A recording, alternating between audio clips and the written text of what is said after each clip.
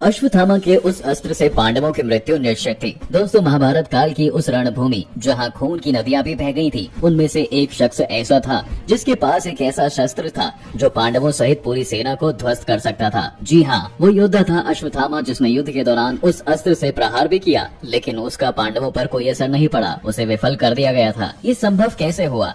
दरअसल महाभारत के दौरान अश्वत्थामा ने पांडव और उनकी सेना को समाप्त करने के लिए एक बहुत ही भयानक अस्त्र की खोज की, जिसका नाम नारायण अस्त्र था। अश्वत्थामा द्वारा खोजे गए इस अस्त्र का कोई तोड़ नहीं था।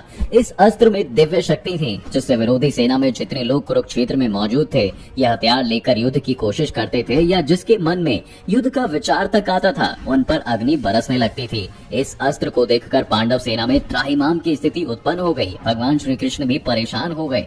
यह भगवान विष्णु का अस्त्र था। इसमें वह ताकत भी थी जो विरोधी सेना को विफल कर सकती थी। महाभारत के अनुसार इसी अस्त्र को दानवीर कर्ण ने भी देवराज इंद्र से मांगा था, जिसका प्रयोग दुर्योधन के कहने पर कर्ण ने शक्तिशाली योद्धा घटोत्कच पर किया था। श्री कृष्ण ने सेना सहित पांडवों को अपने अपने अस्त्र शस्त्र छोड़कर चुपचाप हाथ जोड़कर खड़े रहने का आदेश दिया और कहा, मन से युद्ध के विचार को निकाल दे। जिसके बाद पांडव सहित सेना ने अपना अपना अस्त्र त्याग दिया। धीरे धीरे दिव्य नारायण अस्त्र शांत हो गया और इस तरह पांडव सहित संपूर्ण सेना की रक्षा हो गई। नारायण अस्त्र की ताकत थी, यदि कोई योद्धा इसका विरोध करता है तो इस अस्त्र का तेज और अधिक बढ़ जाता है और वो पहले से अधिक शक्तिशाली हो जाता है। इस अस्त्र की शक्ति तब तक बढ़ती रहती है जब तक जिस पर इसका प्रयोग किया गया हो वह हथियार डालकर इसके समक्ष समर्पण नहीं कर देता, अन्यथा उसकी मृत्यु निश्चित होती है। दोस्तों, अब सोचने वाली बात यह है कि ऐसा क्या हुआ था जो अश्वत्थामा ने अपने गुरु भाई पांडवों पर इस अस्त्र का प्रयोग करने का सोचा। दोस्तों, कौरवों की तरफ से प्रधान सेनापति गुरु द्रोण कुरुक्षेत्र में पांडवों की सेना को धराशाही कर रहे थे। भगवान कृष्ण ने देखा, अगर गुरु द्रोण को नहीं रोका गया तो पांडव सेना का संहार कर देंगे।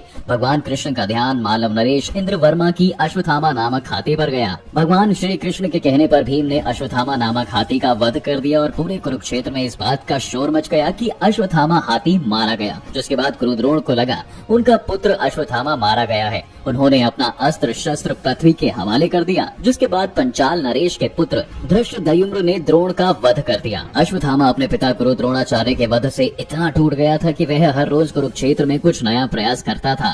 अश्वत्थामा अपने पिता गुरु द्रोणाचार्य की तरह शास्त्र व शस्त्र विद्या में निपुण था। महाभारत के युद्ध में अश्वत्थामा ने सक्रिय रूप से भाग लिया था। गुरु द्रोणाचार्य की मौत के बाद वह कौरव पक्ष का प्रधान सेनापति बना। दोस्तों, एक समय वह छुपकर रात्रि में पांडवों के शिविर में जा पहुंचा। पांडव उस समय सो रहे थे।